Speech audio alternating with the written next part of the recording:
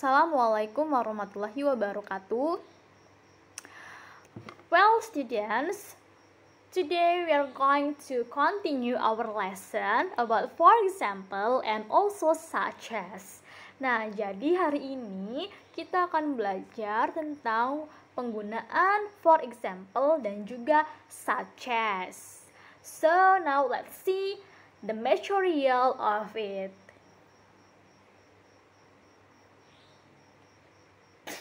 For example and such as have similar meaning. Nah, jadi for example dan juga such as ini memiliki persamaan arti. Ya, jadi artinya sama, yaitu contohnya. Jadi for example itu artinya contohnya dan juga such as itu juga artinya contohnya. However, both of them have different way to use in a sentence. Tetapi keduanya ini memiliki perbedaan di cara penggunaan atau penempatannya ya di dalam sebuah kalimat. Jadi walaupun artinya sama, tetapi ketika kita mau menggunakan salah satunya itu berbeda ya cara-caranya. Nanti kita akan bahas ya di mana perbedaannya. And then the function of for example and such as are to make our idea or point stronger, more clear, and understandable. Nah, jadi fungsinya dari for example dan juga such as itu untuk membuat ide-ide kita atau poin-poin yang akan kita sampaikan itu lebih kuat. Ya, karena kan ada buktinya. Jadi kita misalkan kita bilang sebuah isu nih, ini biar orang percaya tentang apa yang kita bilang, kita berikan contoh atau kita berikan bukti seperti itu. Dan selain untuk membuat ide atau poin kita lebih stronger, fungsi lainnya juga untuk membuat kalimat kita lebih jelas dan juga understandable atau mudah dipahami. Oke, kita langsung saja ke penggunaan for example ya. Okay, for example, it can be used in informal sentence and also informal sentence. Nah, jadi for example itu bisa digunakan untuk kalimat yang informal dan juga kalimat yang formal. Nah, tetapi kebanyakan for example ini digunakan untuk kalimat-kalimat yang formal, ya, kalimat-kalimat yang resmi, seperti itu. Oke, for example ini bisa kita gunakan atau kita letakkan dengan dua cara ya. Yang pertama within a sentence, yaitu kita bisa letakkan for example ini di dalam kalimat atau di tengah kalimat ya. Within a sentence itu artinya di dalam kalimat atau di tengah kalimat. For example and such as can be used within a sentence when it is followed by a list of items which elaborate on or show examples for the main idea of the sentence. Nah, jadi katanya for example dan such as ini tuh bisa digunakan di dalam kalimat ketika for example atau such as-nya itu diikuti oleh sebuah list dari item-items yang mengelaborasi atau menunjukkan contoh-contoh dari main idea sebuah kalimat. Ya, jadi for example dan juga such as ini bisa kita gunakan atau kita letakkan di tengah kalimat. Tetapi for example-nya atau such as-nya itu harus diikuti oleh sebuah list, ya, sebuah list kata benda atau item yang menunjukkan contoh yang bisa membuat main idea kita itu lebih kuat atau lebih jelas dan juga mudah dipahami.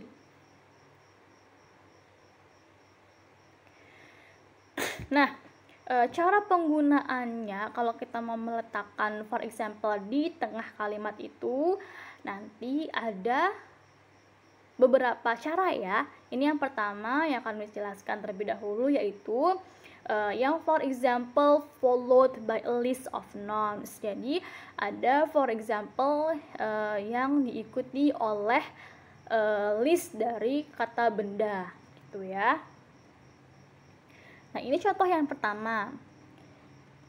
There are so many fruits with red color. Kita beri koma ya. Ini kan main idea-nya. Jadi there are so many fruits with red color itu adalah main idea kita. Oke. Kemudian kita berikan kita berikan tanda koma. Kemudian kalau kita mau memperkuat kalimat kita gunakan tadi for example-nya ya. Setelah tanda koma, kemudian kita tuliskan for example, kemudian kita beri koma lagi, baru list of nouns-nya. Ya, jadi ini kata-kata benda yang mengelaborate atau menunjukkan contoh ya dari main idea kita. Yaitu contohnya di sini itu strawberry, guava, red grape, kemudian pomegranate, and etc. Oke ya, jadi yang strawberry, guava, dan lain-lain itu adalah kalimat atau kata benda ya, kata benda yang memperkuat si main idea kita tadi ya, seperti itu. Jadi kalau kita menggunakan for example itu komanya ada 2 ya, jadi di setelah main idea kita beri koma, kemudian for example, kemudian koma lagi, baru selanjutnya itu list of nouns-nya. Contoh yang kedua, there are so many fruits with red color. For example, they are. Nah, di sini ada they are. Jadi selain for example itu bisa diikuti oleh list of nouns, for example itu juga bisa diikuti oleh subjek dan juga verb bantu. Nah, di sini they ini fungsinya sebagai subjek dan juga are fungsinya sebagai verb bantu. Kenapa kok ada verb bantu nih? Karena di kalimat ini ya, di kalimat yang setelah for example itu tidak ada verbnya, tidak ada kata kerjanya. Di sini hanya ada kata benda yaitu strawberry, guava, red grape, pomegranate, and etc. Jadi dia memerlukan verb bantu ya untuk membentuk satu kalimat. Kalau untuk penempatan komanya hampir sama ya dengan contoh yang pertama tadi. Jadi setelah main idea-nya kita berikan tanda koma, kemudian for example, kemudian tanda koma, lalu kita taruh subjeknya dan juga verbnya, dan yang terakhir kita berikan list of nouns-nya. Kemudian ada yang kedua ya tadi, sekarang kita lanjut lagi ke cara yang kedua kalau kita mau menuliskan for example within a sentence atau di tengah kalimat. Nah, yang kedua ini followed by a single noun. Kan tadi kalau yang contoh cara yang pertama tadi kan kalau for example-nya diikuti oleh list of nouns ya. Kalau yang ini hanya diikuti satu kata benda. Contohnya, there are many things we could do to prevent global warming. For example, by reducing paper usage. Nah, kalau di sini tanda komanya satu saja.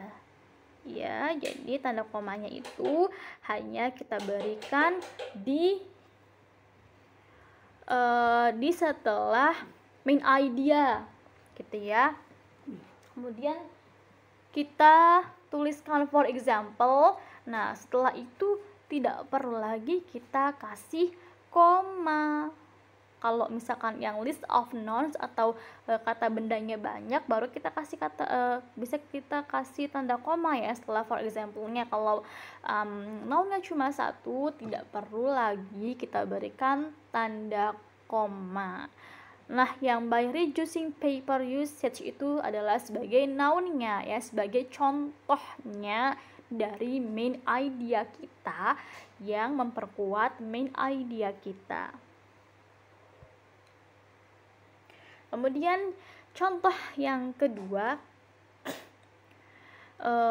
ini masih single noun ya, itu there are many fruits and vegetable could be carbohydrate sources, for example, the potato, who's called as the best rice alternative. Nah, jadi di sini komanya ada 3 ya. Pertama kita taruh koma di setelah main idea, kemudian kita kasih tanda koma lagi di for example, kemudian di noun-nya di sini tuh potato ya. Kita kasih tanda koma lagi, baru who's called as the best rice alternative. Nah, yang who's called as the best rice alternative itu adalah kalimat yang menjelaskan potato ya, atau yang menjelaskan kentang. Jadi nih, artinya gini, ada banyak buah-buahan dan juga sayuran yang bisa dijadikan sebagai sumber dari karbohidrat. Contohnya yaitu potato atau kentang yang biasanya disebut dengan alternatif karbohidrat yang terbaik atau nasi yang terbaik. Jadi who's called as the best rice alternative itu menjelaskan apa sih potato itu gitu ya. Kalau misalkan yang di contoh yang di atas tadi kan tidak perlu kita terangkan contohnya itu seperti itu. Kalau misalkan yang di sini ini, yang di contoh terakhir ini diterangkan contohnya atau dijelaskan ya, potato itu apa sih